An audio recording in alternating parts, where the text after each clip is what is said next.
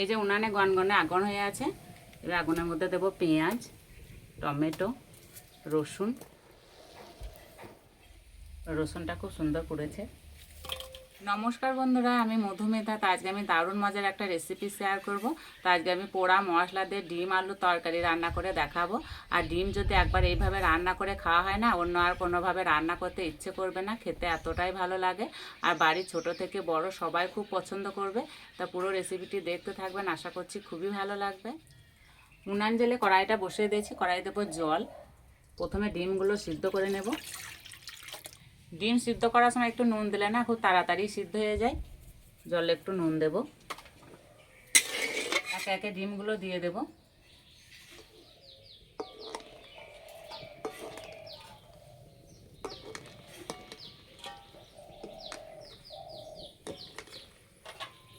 চাপা দেব। আলুগুলো কেটে নেব।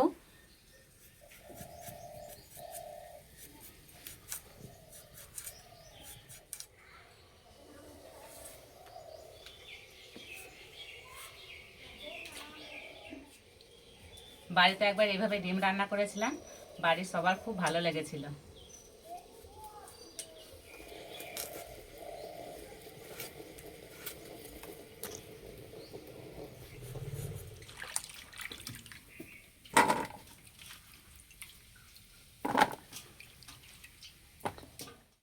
চাপাটা খুলে দেব। ডিম সেদ্ধ হয়ে গেছে, এবার তুলে নেব।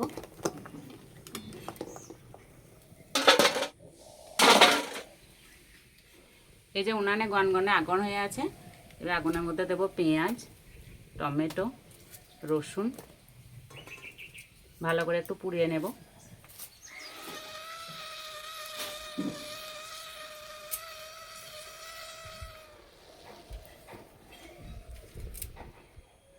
চারটে শুকনো লঙ্কাও পুড়িয়ে নেব।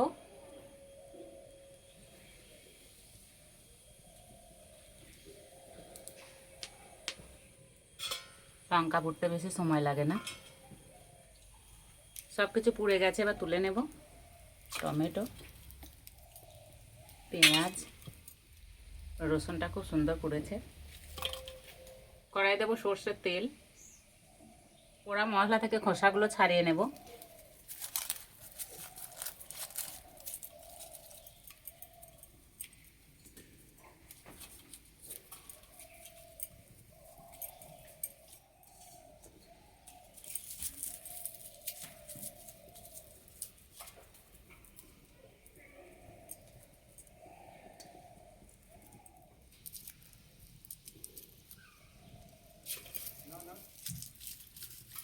রসুনের খোসা ছাড়াতে একদমই সময় লাগছে না।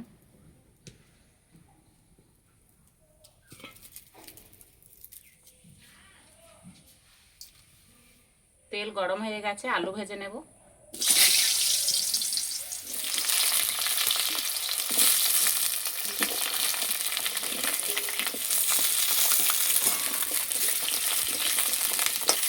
ডিমগুলো ছাড়িয়ে নেব।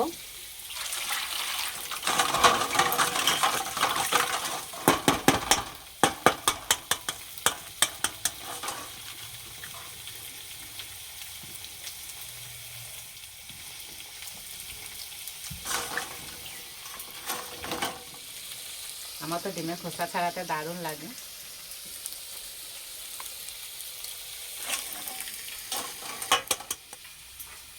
মাঝে মধ্যে আলুগুলো নেড়ে দেব।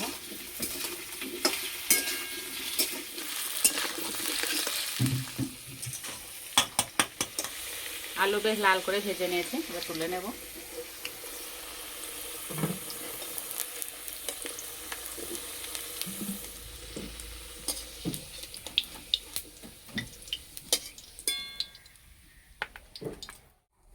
এই তেলের মধ্যে অল্প একটু হলুদ গুঁড়ো দেব।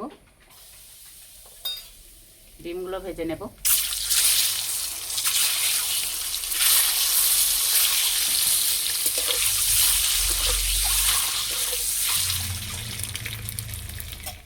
পোড়া মশলাটা বেটে নেব। আর টমেটো আর পেঁয়াজটা আমি একটু কেটে নিয়েছি, তাহলে খুব তাড়াতাড়ি বাটা হয়ে যাবে। দেবো আদা,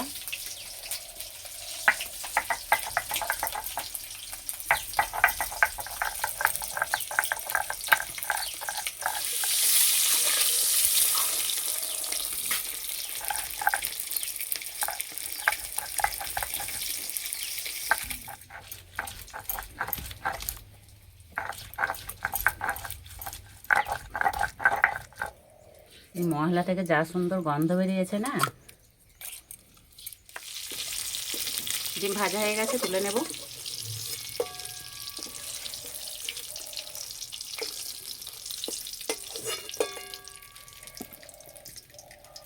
কড়াইয়ে আর একটু তেল দেব, ফোড়নে দেব গোটা গরম মশলা। এবার বাটা মশলাটা দিয়ে দেব।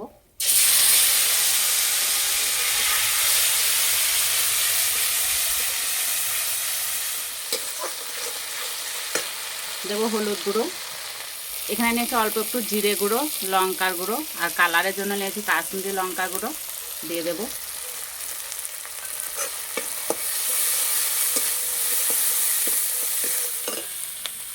একটু জল দিয়ে মশলা ভালো করে কষিয়ে নেব।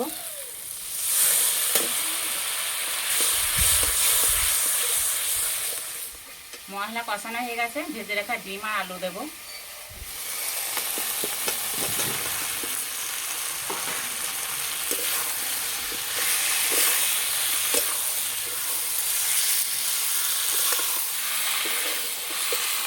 এবার দেবো জল।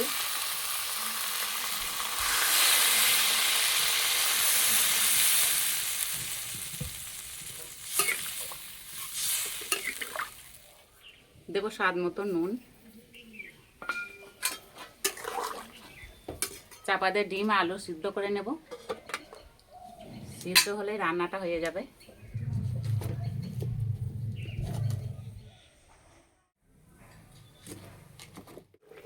চাপাটা খুলে দেব। যা সুন্দর সেন্ট বেরিয়েছে না, সেন্টে মনে হচ্ছে পেট ভরে গেল।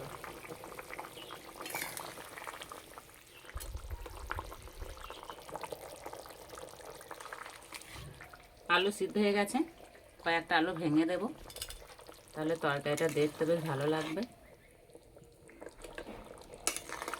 তরকারি ঠান্ডা হলে আলুতে ঝোলটা অনেকটা টেনে নেবে, সেই জন্য আর জাল দেবো না। এবার নামিয়ে দেব।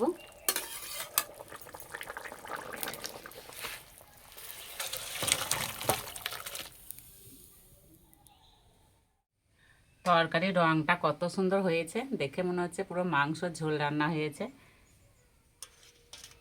আমি বলছি বলে যে আপনাদেরকে বিশ্বাস করতে হবে সেটা না, একবার হলে এইভাবে রান্না করে খেয়ে দেখবেন বন্ধুরা, খেতে দারুণ লাগে।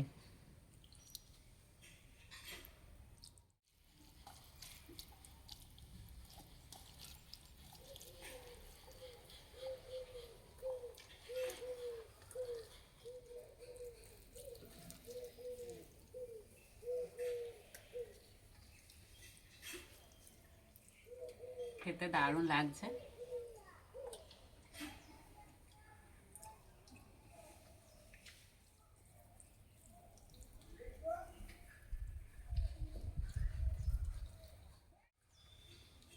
আমার তো ডিমের কুসুম খেতে দারুণ লাগে।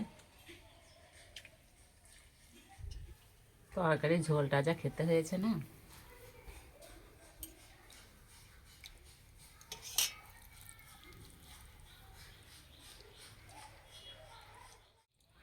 একবার হলে এইভাবে রান্না করে খেয়ে আমাকে কমেন্টে জানাবেন কেমন লেগেছে। আজকে রেসিপিটি ভালো লাগলে বন্ধুদের সঙ্গে শেয়ার করবেন, চ্যানেলটি সাবস্ক্রাইব করবেন। আজকে এই পর্যন্ত, আবার অন্য কোনো রেসিপিতে দেখা হবে। সবাই সুস্থ থাকবেন, ভালো থাকবেন।